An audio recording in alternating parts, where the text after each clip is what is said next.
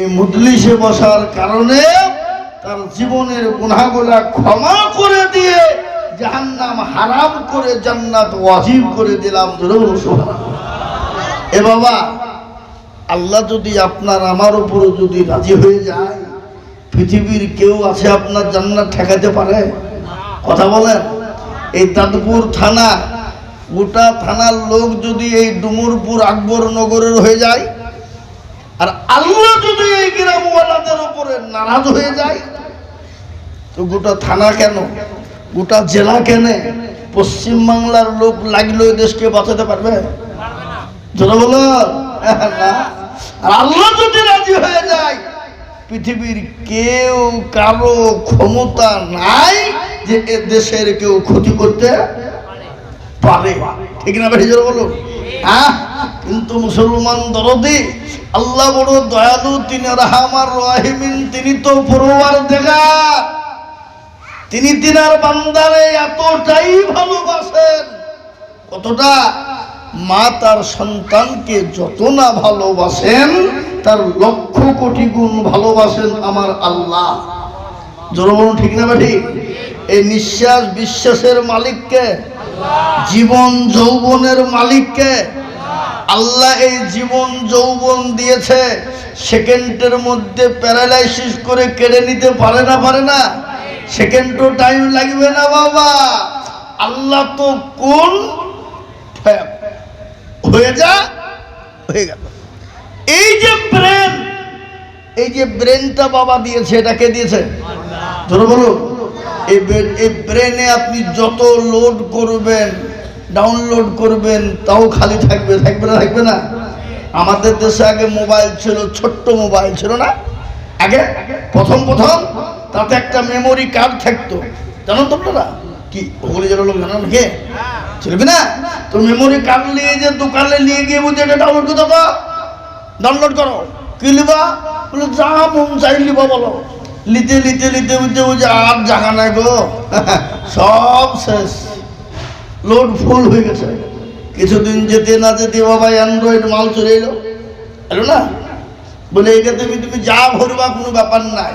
ইয়াও লোড করতে করতে ভাবছে মোবাইল হ্যাং হয়ে গেল, তুমি চলবে না রে, ইয়া বাপ দে খামা খাই কি করতে কি হলো ইয়া আবার কি, আবার বাপজি বিরাট দাম দিয়ে আইফোন নিয়ে নিল না।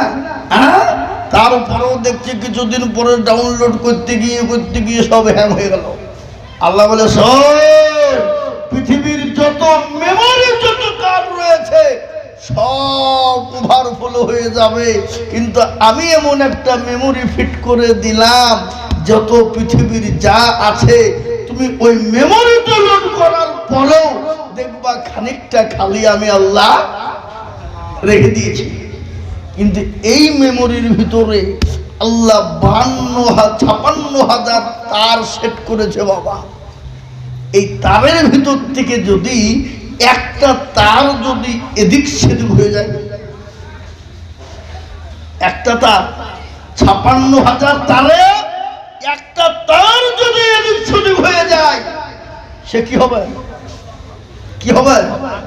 ম্যাড হয়ে যাবে, পাগল। এ বাবজি, আমি আপনাদেরকে বলে দিই, এ ব্রেনের কত চাপ। আপনি 1 দিন 2 দিন 3 দিন 4 দিন ঘুমাবেন না, 5 দিনের পর ব্রেন আর কাজ করবে না। করবে? ব্রেন ঘুমা, ব্রেন ঠিক হয়ে গেলে ঘুমা। এই যে বাপ এত বড় মেমোরি আল্লাহ দিলেন, আমার পূর্বে যিনি বক্তব্য দিয়ে গেলেন, কে? আপনার জেলার সুসন্তান, কে গো? কারি শফিক সাহেব। তিনি এত সুন্দর বয়ান করেছিলেন, আমি বসে বসে শুনছিলাম আর বলছিলাম আল্লাহ আটটু বলুক আটটু শুনে। এই আমি বাস্তব বলছি আপনাকে, এত সুন্দর তিনি বয়ান করে গেলেন, নর্মরতার সাথে মায়াবী কণ্ঠে বলে গেলেন। তিনি সেটা জানে বলুন, কিন্তু এটার উপর যদি আমরা আমল করি, এই জাতির জায়গা কোথা থেকে কোথায় হয়ে যাবে না? যাবে না? কিন্তু এ জাতি আল্লাহ চিনে না, এ জাতি রসুল চিনে না, এ জাতি মসজিদ চিনে না, এ জাতি নামাজ চিনে না, এ জাতি কোরআন চিনে না। এ বাবা, আজকে এ জাতি যদি নামাজি এবং কোরআনওয়ালা হতো, আজকে গোটা ওয়ার্ল্ডের মাটিতে, গোটা পৃথিবীর জমিনে যত জাতি ধর্ম বর্ণ নির্বিশেষে আছে সমস্ত জাতি আজকে মুসলমানদের পায়ের তলায় লুটুপুটু খেলতো কিনা ধরে বলুন। কিন্তু যাতে কোরআন তো বুঝে না, কোরআন তো মানে না, কোরআন তো পড়ে না বাবা। আমি আপনাদেরকে বলবো, ছেলেকে মাস্টার, ডাক্তার, উকিল, জজ, barrister, MA, BA, DA, DED করান, নো প্রবলেম, প্রবলেম নেই। কিন্তু আপনি আপনার ছেলেটাকে এতটুকু বানান যাতে সুন্দর করে কোরআনওয়ালা হতে পারে, কোরআনের আলোয় আলোকিত হতে পারে। শুনলেন, বাড়িতে যদি ছেলে মেয়ে কোরআনওয়ালা হয়ে যায়, সে বাড়িটা জান্নাতের বাগান হয়ে যায়, সে বাড়িতে আল্লাহর রহমত বর্ষণ হয়ে যায়, সে বাড়িতে বালা মুসিবতকে দূর করেন কে? জোরে বলুন কে? আজ এই কোরআন এমন একটা কিতাব, এই কিতাবের মালিক কিন্তু দুনিয়ার কলিমুদ্দিন সলিমুদ্দিন নয় বাবা। এই কোরআনের মালিক কে গো? জোরে কর। এই 19শে জানুয়ারি 26 2000 আমি জালসাই যাচ্ছিলাম মেদিনীপুর তমলুকে বাবা। এই যেতে গিয়ে একটা কুলাঘাট বলে একটা জায়গা আছে, আপনারা জানেন তো নাকি? হ্যাঁ জানেন না? ওখানে একটা চায়ের দোকানে বসে যাবা, একজন আমাকে এসে জিজ্ঞাসা করছে, হুজুর একটা কথা বলবো, যদি কিছু মনে না করেন। লেখাপা তো যদি মনেই করবো তাহলে বলবি কেনা অনেক না হুজুর বললে তো বল, তাহলে বল, তাদের বল। বলে হুজুর আজকে 4 দিন আমি ঘুমাইতে পারিনি। কেন, অসুস্থ নাকি? প্রেশার লো না হাই না সুগার বেড়ে গেছে? বলে না হুজুর ওসব কিছু নয়। তাহলে কি হয়েছে? বলে হুজুর আমার ব্রেনে কাজ করছে না, 4 দিন ঘুমাতে পারছি না, যখনই শুধু মনে পড়ছে। তাহলে ব্রেনের ডাক্তার দেখাও। বলে না হুজুর ব্রেনের ডাক্তার দেখাতে হবে না। তাহলে কি হলো তোমার বলা? বলে আজকে সারা বিশ্বের দিকে লক্ষ্য করলাম, পৃথিবীতে বহু জাতি বহু ধর্ম আছে, কিন্তু কোন জাতি মার খাই না, কষ্ট পাই না, লাঞ্ছিত হয় না। কিন্তু হুজুর আজকে মুসলমানরা এত মার খায়, এত মার খেছে, এত লাঞ্ছিত অপমানিত হয়েছে কেন? একটু বললে হতো না?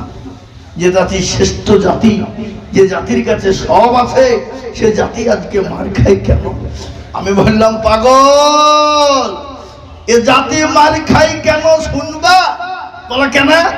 বলে এই জাতির কাছে যে জিনিস আছে, সে জিনিসটা গোটা বিশ্বের কোন জাতির কাছে নাই। আর যে জিনিসটি আছে গোটা পৃথিবী বিক্রি করলেও এই জিনিসের মূল্য দেওয়া যাবে না। আর এই জিনিসটা যতদিন মুসলমানদের কাছে থাকবে, মুসলমানরা মার খাবে, নির্যাতিত হবে, অত্যাচারিত হবে। কিন্তু এটা শুনে নাও, এই জিনিসটা যতদিন মুসলমানদের কাছে থাকবে, আল্লাহর তরফ থেকে মুসলমানদের কাছে মাদাদ আসবে। কিন্তু ইসলাম এবং মুসলমানকে শেষ করা যাবে কেন? ফেরাউন থেকে নিয়ে যখন পারেনি, এ যুগেও পারেনি, পারবে না, আগামীতেও কি গো পারবে না।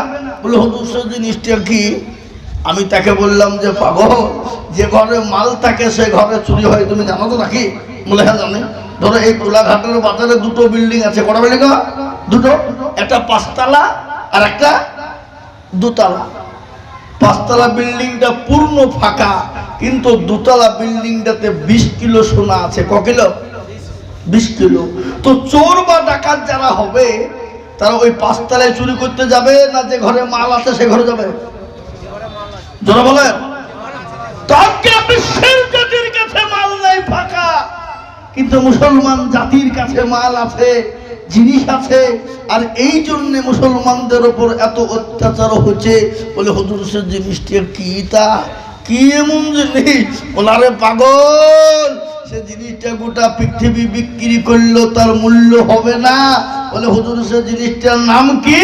বলে সে জিনিসটার নাম হলো কোরআনুল হাকিম, সে জিনিসটার নাম হলো কোরআনুল মজিদ, সে জিনিসটার নাম হলো কোরআনুল জিকির, যে কোন জিনিসটার নাম হলো কোরআন শরীফ, যে জিনিসটার নাম হলো কোরআনুল শিফা।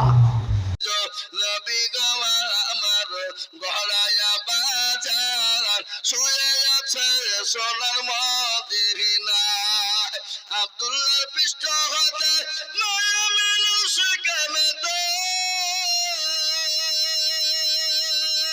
জন্ম নিল নবী মক্কাতে।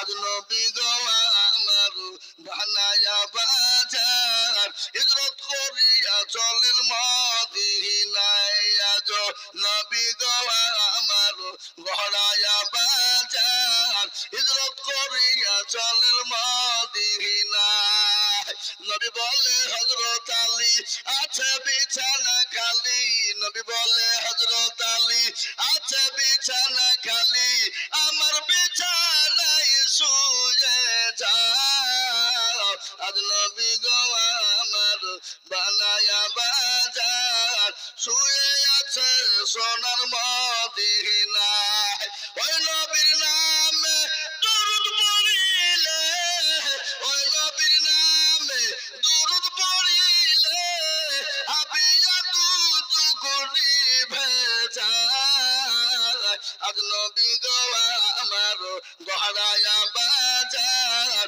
হিজরত করিয়া চলেন মদিনায় আজ নবী গো আমার কবর বড় কঠিন বড় ভয়ঙ্কর যে কবরে কোন রকম কোন বন্ধু পাওয়া যাবে না কবরে কোন সাথী পাওয়া যাবে না কবরে কোন বন্ধু বান্ধবী পাওয়া যাবে না ও নবী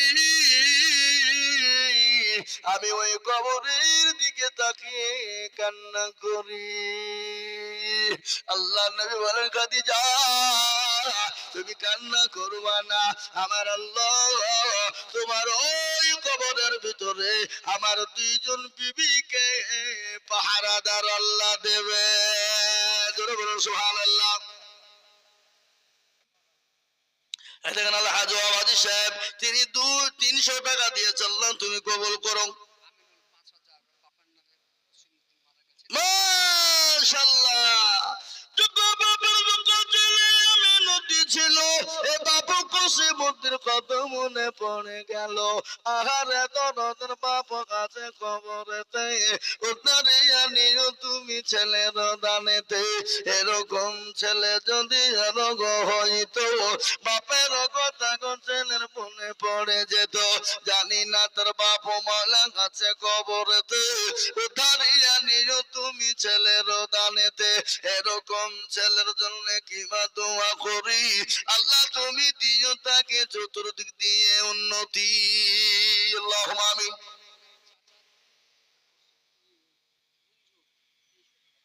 ওনারই চাচা মঞ্জুর 2300 টাকা মানে মুন্না মঞ্জুর সাহেব কই 2300 কেন গো ওই 2500 দিবেন না 2000